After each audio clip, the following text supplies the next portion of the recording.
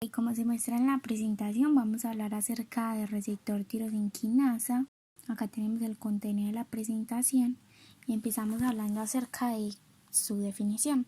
Y se define como una familia de proteínas de tipo de receptores de membrana con actividad enzimática, la cual se encarga de transmitir señales extracelulares para desencadenar una serie de rutas al interior de la célula mediante la fosforilación de residuos de tirosina. Este también cuenta con 3 dominios como estructura, los cuales hablaremos en la siguiente imagen. La estructura del receptor cuenta con 3 dominios, que es el dominio extracelular, dominio transmembranal y el dominio con actividad tirosina sinasa.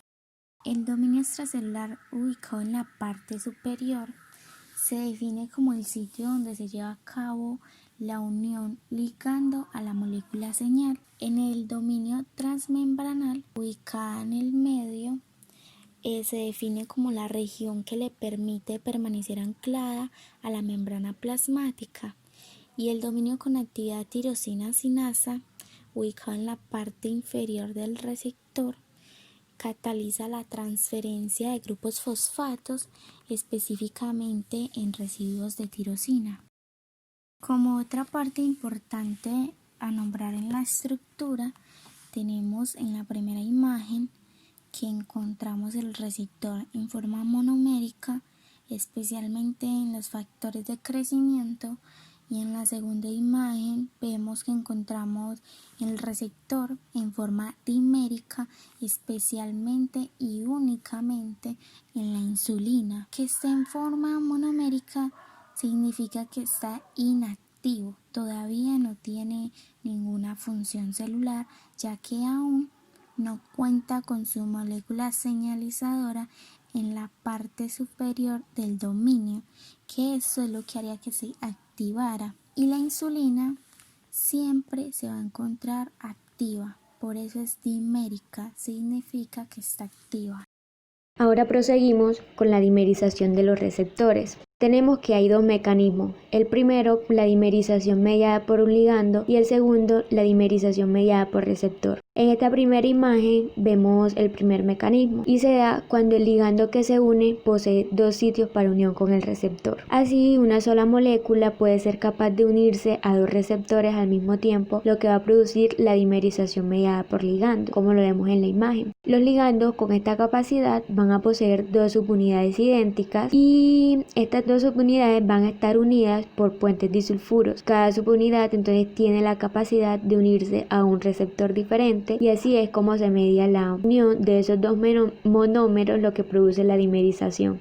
El segundo mecanismo es la dimerización mediada por receptores. En este, a diferencia del anterior, el ligando que se va a unir a estos receptores posee solo un sitio de unión a ellos. Entonces lo que se va a producir es un cambio conformacional en el dominio extracelular de dichos receptores. Luego de que se produzca ese cambio conformacional, se va a conducir a la formación o a la exposición de una interfase de dimerización del receptor, como nos indican aquí en la imagen. Con este mecanismo, los ligandos van a actuar como reguladores alostéricos, los cuales van a activar la capacidad de sus receptores para formar entonces los dímeros. Ya cuando se forman los dímeros, se empieza la transfosforilación y luego la debida unión de la proteína señalizadora, que más adelante estaremos hablando más a detalle. Activación de proteína sinasa se entiende que se activa mediante transfosforilación en los residuos de tirosina. ¿Qué quiere decir esto? Que en esta región del dominio, en la parte inferior, va a tomar grupos fosfatos a partir de moléculas de ATP y los transfiere al lado opuesto, es decir, a los residuos de tirosina de la otra parte del receptor. Se hacen ambos lados hasta estar completamente fosforilados cada uno de dichos residuos. Esto permite que el receptor se encuentre completamente activo. También es bueno mencionar que, como en la parte anteriormente mencionada, se utilizan moléculas de ATP. Eso quiere decir que vamos a obtener moléculas de ADP por la pérdida de grupos fosfatos. Posteriormente se van a unir proteínas adaptadoras a los residuos de tirosina que han sido fosforilados. Esto permite que se empiecen a desencadenar reacciones en cascada que conducen a respuestas celulares. De acá sacaríamos dos respuestas celulares, y es importante mencionar que los receptores pueden activar de 1 a 10 funciones celulares distintas, como por ejemplo regular el metabolismo. Aparte de esto, como ya se obtuvieron dos funciones celulares, se pueden fosforilar proteínas blanco, y la forma correcta de hacerlo sería tomar como sustrato una molécula de ATP y una proteína blanco-diana para transferir un grupo fosfato y así dar una tercera función celular. La interacción proteína-proteína se da luego de la autofosforilación de tirosina. Las proteínas de señalización pueden unirse a los receptores de tirosina sinasa gracias a los dominios CH2 y PTB propios de dichas proteínas, los cuales son capaces de interactuar con residuos de tirosina fosforilada. En resumen, la traducción de señales tiene lugar mediante interacciones específicas de proteína a proteína que relacionan el hecho inicial de la unión del ligando a su receptor con el crecimiento celular. Bueno, la terminación de la respuesta. Por lo general, este tipo de transducción de señales está dada por la interiorización del receptor. Aunque aún no se sabe exactamente cómo es este mecanismo, se cree que se da porque cuando se autofosforilan los residuos de tirosina, se puede unir una proteína llamada CB1. Esta proteína, entonces, cuando interacciona con el receptor, va a ser capaz de llevar a otra enzima que va a marcar al receptor por medio de una molécula de ubiquitina. Entonces, cuando lo marca, es posible que sea degradado o en este caso interiorizado. Agregando, podemos decir que MAP se expresa también con otra molécula que llega a la membrana, en este caso son los factores de crecimiento, indicando que las condiciones ambientales son las adecuadas para hacer división celular. Bueno, en términos globales podemos decir que la señal se transporta mediante esas dos moléculas que vemos, que es GRB2 y SOS, y se transportan a RAS, que es una proteína G monomérica. Cuando GRB2 interacciona con SOS, se abre un sitio de unión para RAS, provocando que se cambie el GDP por GTP, y así inducen a su activación, y que culmina con la activación de la MAP quinasa, que también es conocida como ERK, que es una serin-trionin quinasa. Y así se comienza la cascada de fosforilación, que llega hasta el núcleo, como podemos ver en la parte de abajo, para allí regular la transcripción modificando la actividad de las proteínas, incluyendo los factores de transcripción, y así es como se modula la expresión de distintos genes.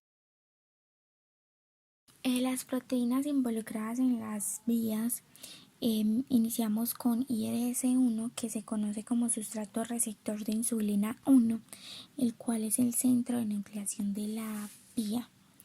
GRB2 tiene un dominio CH2, el cual sirve como un puente para que se una a SOS, y esto implica que SOS se une a GRB2.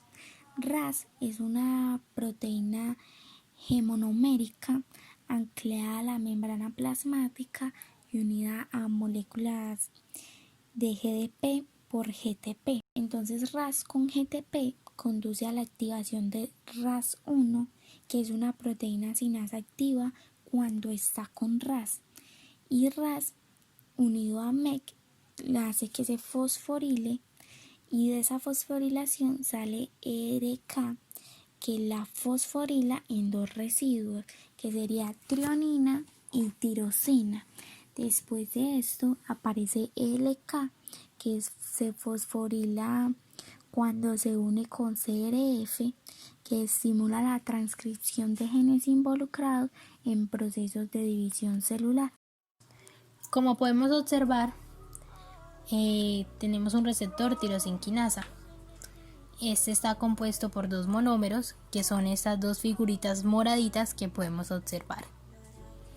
Bueno, este receptor se activa una vez sienta su ligando. En este caso vamos a trabajar como ligando la insulina.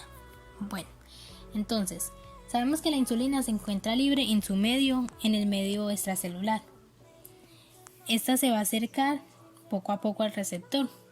Cuando se acerque lo suficiente para que el receptor la capte, lo que va a pasar con el receptor tirosinquinasa es que este se va a dimerizar. Ya una vez el receptor esté dimerizado, va a mantener fija o fijo al ligando.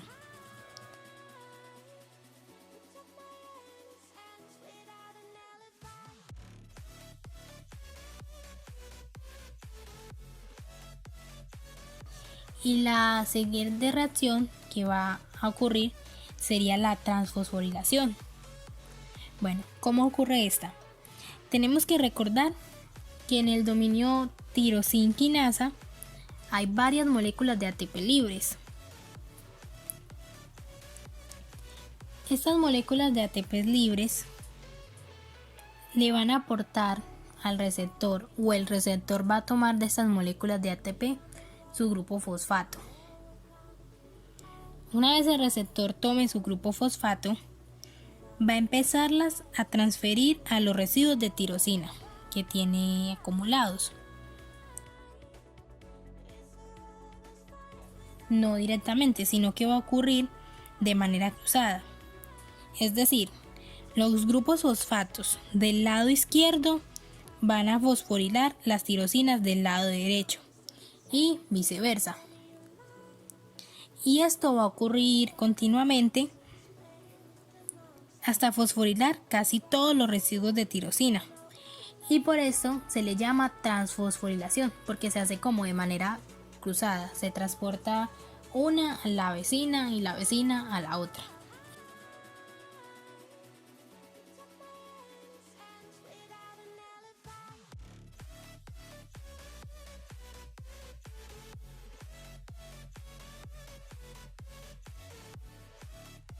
Una vez que el receptor ya esté transfosforilado y ya haya acabado con todos los residuos de tirosina que tenía acumulados, va a surgir otra reacción. Este va a estar activo porque ya fue fosforilado y va a servir como medio de acoplamiento de otras proteínas. En este caso, la primera que se va a unir o acoplar va a ser la IRS1, es decir, sustrato 1 del receptor de insulina. Esta se va a unir a la parte catalítica o fosforilada del receptor, es decir, en esta partecita. Una vez unida al receptor, esta será fosforilada hasta que quede hecha residuos. Bueno, una vez que la IRS1 se una al receptor, va a ser fosforilada por el receptor. Cuando el receptor la fosforile completamente, esta va a quedar hecha residuos de tirosina.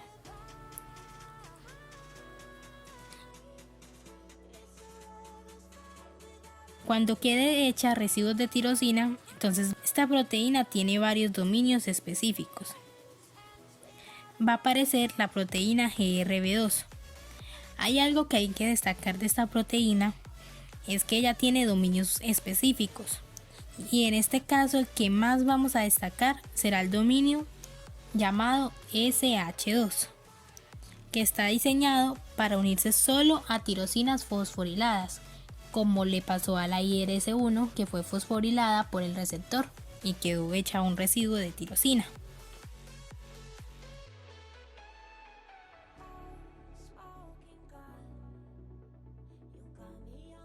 También hay que destacar que la GRB2 va a cumplir la función de una proteína adaptadora.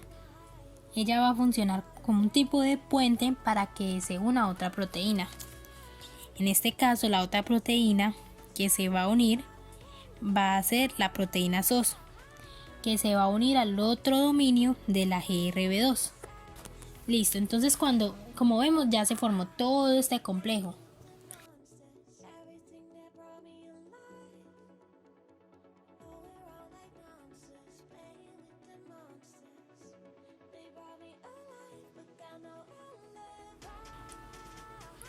Cuando ya se haya formado todo este complejo, va a aparecer una proteína llamada RAS.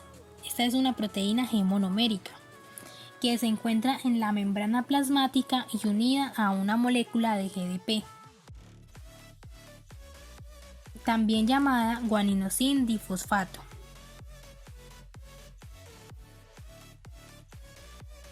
RAS va a empezar a interactuar con SOS. ¿Cómo va a ser esta interacción? RAS le va a dar a SOS su molécula de GDP y a cambio SOS le va a dar una molécula de GTP. Cuando RAS ya tenga a GTP, esta va a quedar en su forma activa. El hecho de que RAS esté junto a GTP se va a activar. Cuando este va a estar activo, lo que va a pasar es que va a traer o se va a unir otra proteína llamada RAS1.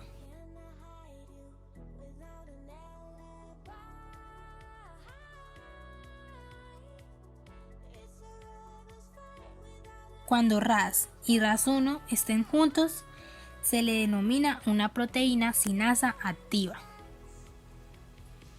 Entonces, esta proteína sinasa activa va a atraer a otra proteína llamada MET. MET se va a unir a RAS1, pero lo que va a hacer RAS1 a lo que MET se une también es fosforilarla, la va a fosforilar totalmente, y como producto de la fosforilación de MET va a quedar partida en 2 residuos de serina. Una vez MET esté fosforilada, va a ir a buscar a otra proteína, es decir, se va a separar de RAS y RAS1 y va a ir a buscar a otra proteína llamada ER.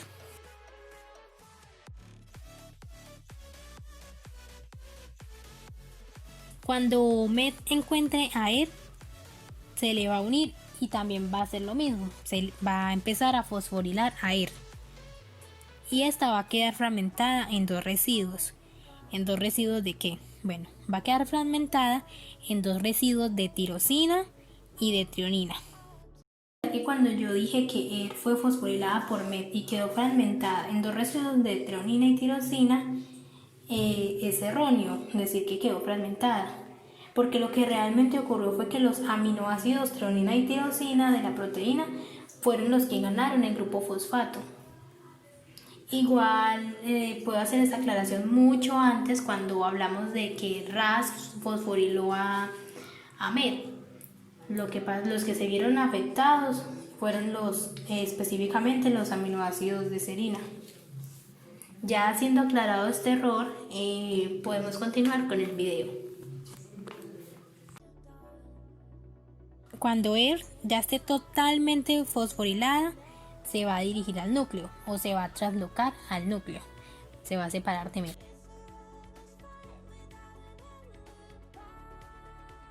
Entonces, listo. Cuando ER se trasloque al núcleo, va a ir en búsqueda de factores de transcripción.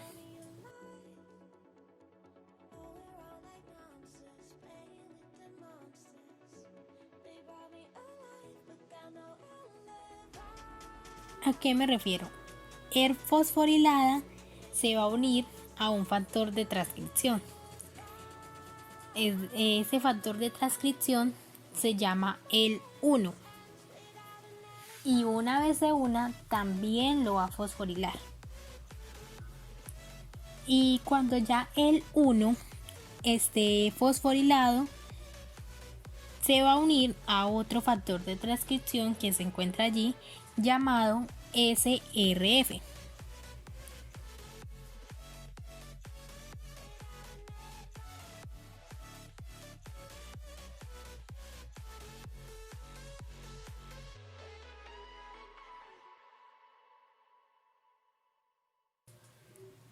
Entonces, cuando estos dos se junten, es decir, EL1 y SRF, estén juntos, van a empezar a estimular la transcripción de genes que están involucrados en la transcripción celular. Y esta es la forma en que la insulina participa en la división celular.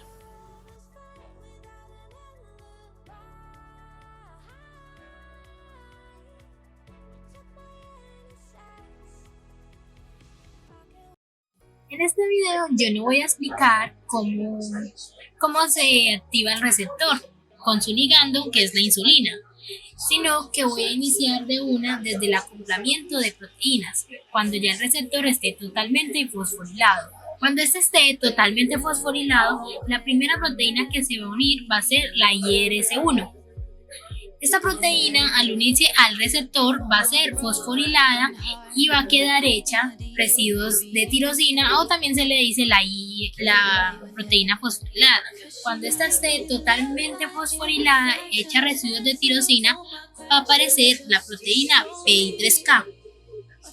De la PI3K podemos destacar que, al igual que la GRB2, tiene un dominio llamado SH2. Este dominio, como nombramos anteriormente, es muy específico, es decir, solo se une a residuos de tirosina o a proteínas fosforiladas. Bueno, entonces, una vez suceda esta unión, vamos a hablar de los lípidos de membrana. Como ven, en la membrana yo señalé algunos lípidos, los diferencié de color rojo, debido a que hay unos lípidos que tienen funciones biológicas, siendo este caso de este lípido que señalé de color rojo, que se le llama PIP2, la abreviación de fosfatidinil inositol 4,5-difosfato. ¿Cómo va a funcionar? ¿Cómo va a participar este lípido?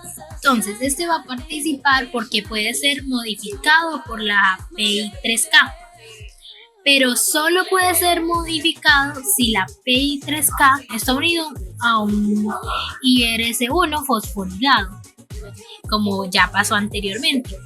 Pero bueno, entonces se preguntan cómo va a ser modificado este lípido. Bueno, entonces este va a ser modificado de la siguiente forma. Lo que va a hacer el PI3K es darle grupos fosfatos al PIP1.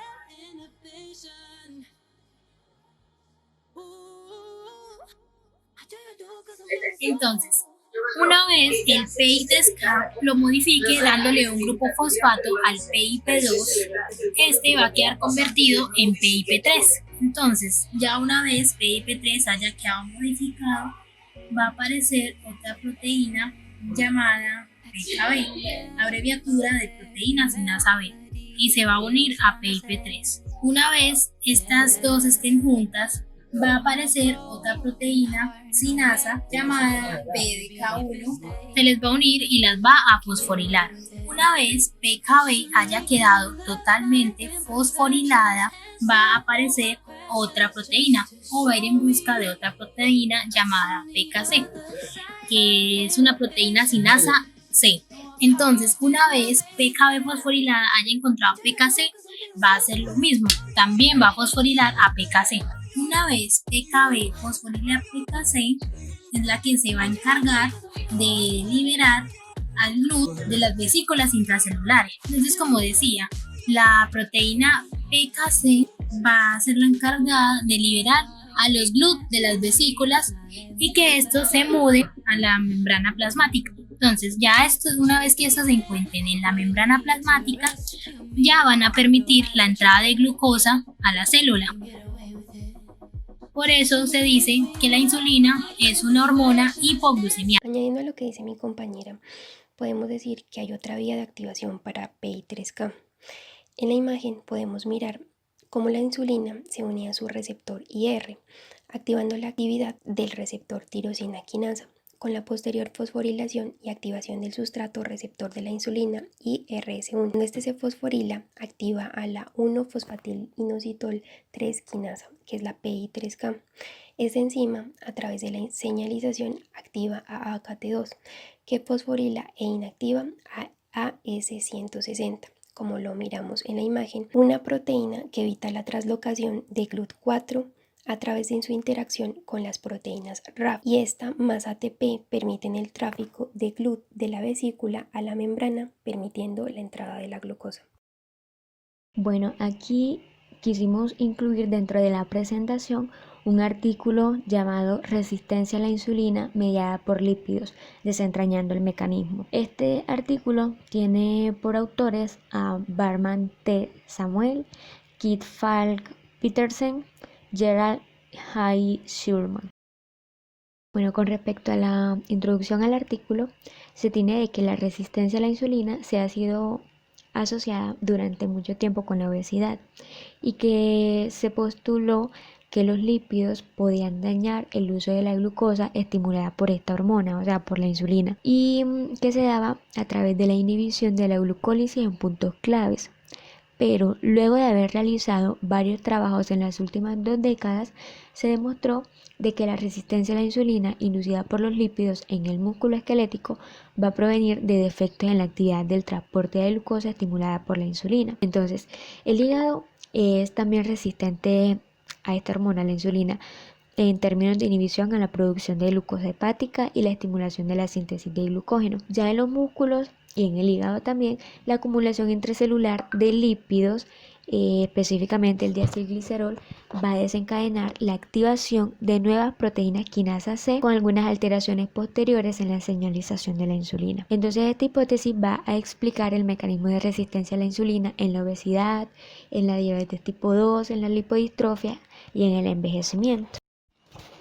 Bueno, con respecto a la obesidad, decir de que ha sido considerada como una pandemia porque hay más casos de personas con sobrepeso que personas con un bajo peso y que además el riesgo de padecer esta afectación es cada vez mayor. Sumado a esto, la prevalencia de trastornos relacionados como el síndrome metabólico, la enfermedad del hígado graso no alcohólico, la diabetes mellitus tipo 2 también están en aumento. Entonces, la resistencia a la insulina va a desempeñar un papel importantísimo en la patogénesis de todos estos trastornos, aunque los mecanismos celulares aún sean desconocidos. Entonces, en el artículo lo que se busca es revisar estudios realizados en seres humanos y en roedores, los cuales dan una relación entre la acumulación de los lípidos y la resistencia a la insulina. Bueno, entonces aquí tenemos algunas de las razones por las cuales se van a presentar la resistencia a la insulina. Primero tenemos que por un nivel de glucosa disminuido. Aquí aclarar que este nivel de glucosa está regulado por esta hormona, por la insulina. Como segundo, unas alteraciones en el metabolismo de los lípidos en diversos tejidos. También se puede presentar por algunas fallas en la unión con su debido receptor, como por ejemplo un aumento en la transferencia de grupos fosfatos en los residuos de serina-tronina a nivel del IR, o sea, del receptor de insulina, y del IRS. También tenemos que se puede dar por la disminución de la actividad de las cenasas PI3K y AKT que se explicó anteriormente y por unos defectos en la expresión y la función del transportador GLUT4. Resistencia a la insulina inducida por el diacilglicerol. Explicando de manera molecular, podemos decir que la respuesta intracelular coordinada a la insulina requiere una transmisión muy compleja de señales. En el artículo se utiliza el diacilglicerol, que es un intermediario en la biosíntesis de fosfolípidos y se libera de los mismos mediante la actividad de la fosfolipasa C. El músculo es el responsable de la mayor parte del metabolismo de la glucosa en situaciones de estimulación por insulina. En la imagen 1 podemos observar tanto el músculo sensible a la insulina, que está en la parte izquierda, y el músculo con resistencia a la insulina, que está en la parte derecha. Bueno, en la imagen izquierda miramos que en el músculo esquelético la insulina se une al receptor IR. Todo esto se da cuando es muy sensible a la insulina y se permite el transporte, como lo pudimos explicar de manera más detallada en una anterior diapositiva. En cambio, en la imagen derecha podemos mirar la resistencia observándose un factor adicional que es el DAG, que es el diacilglicerol, que es este que podemos ver acá. Este es un segundo mensajero importante involucrado en la señalización intracelular y ejerce sus acciones nocivas en la señalización de la insulina a través de la activación de los PKs, concretamente, como observamos, a través del PKZ o teta, que es independiente de calcio 2+. Esta serina quinasa es la responsable de la fosforilación en serinas del IRC1, que es el sustrato receptor de la insulina, interfiriendo con su capacidad para reclutar y activar las PI3K. Otro mecanismo de desensibilización se lleva a cabo por las fosforilaciones de serina-trionina, de los IRS, desacoplando estas moléculas de sus efectores, como lo podemos observar en la parte de arriba. Esa fosforilación puede inducir a la disociación del IRS del receptor de insulina, dificultando o disminuyendo su fosforilación en tirosinas. El efecto se evidencia en una pérdida del estímulo para la translocación del GLUT4 a la membrana plasmática, y con ello una menor captación de glucosa en respuesta a la insulina. Podemos mirar cómo las líneas punteadas de color rojo indican la inhibición de la vía y por ello la no entrada de la glucosa. Bueno, aquí vamos a explicar cómo se media la actividad de la glucosa en dos contextos, que son en una célula sensible a la insulina, que es la que vemos del lado izquierdo, y en una célula resistente a la insulina, que es la que vemos del lado derecho. Bueno, aclarando que esto se presenta en el tejido hepático. Bueno, primero mencionar el nombre de la enfermedad, que se produce por la acumulación de lípidos en el hígado. Esta se conoce como enfermedad del hígado graso no alcohólico o esteatosis hepática. Entonces, en el hígado, bueno, la insulina activa a la quinasa receptora de insulina, la cual va a fosforilar ya sea IRS1 o IRS2, lo que va a conllevar a la activación de PI3K y luego a la activación de AKT2, que es lo que observamos en la imagen. Entonces ahora sí procedemos a la explicación de cada una de las dos imágenes. En la primera nos muestran una célula sensible a la insulina, en donde las PKC delta, que son exclusivas pues del tejido hepático, no van a ser activadas, puesto que en la célula no está presente el diacilglicerol, que como se había indicado es el potente activador de estas proteínas. Por lo tanto, teniendo las PKC deltas inactivas, las proteínas de señalización IRS1 o IRS2 pueden unirse a los residuos de tirosina fosforilados. Como se explicó, una vez activas las IRS1 o IRS2 van a permitir la activación de AKT2, la cual va a actuar como una quinasa para un factor de transcripción llamado FOXA2, que es el que observamos acá, y una proteína llamada GSK3. Entonces, la función de FOXA2 es promover la gluconeogénesis por medio del piruvato, y GSK3 va a inactivar a la vía de almacenamiento de glucógeno. Entonces, cuando estos dos se fosforilan, van a perder su actividad, es decir, quedan en una conformación inactiva, indicando entonces que la gluconeogénesis no se va a desarrollar. Entonces la glucosa va a ser oxidada a glucosa 6-fosfatos, la cual por medio de la proteína glucógeno sintasa, que es la que vemos acá, va a incorporarse a una molécula creciente de glucógeno. Entonces, aclarar que esto se da en el caso de que la célula pues no necesite sintetizar glucosa para llevarla al espacio extracelular, sino que más bien debe ser almacenada al interior de la célula. Ya acá en la segunda imagen nos representan una célula resistente a la insulina, en donde, a diferencia de la que se acabó de explicar, tenemos la presencia del diacilglicerol. Por lo tanto, las PKC delta se van a activar cumpliendo su función en el receptor de insulina, lo que van a provocar un impedimento para la unión de las proteínas de señalización IRS1 y 2. Por ende, entonces AKT2 no se va a activar, lo que va a conllevar a que no se fosforile o se inactiven los factores de transcripción FOXA2 y FOX01, ni tampoco la proteína GSK3.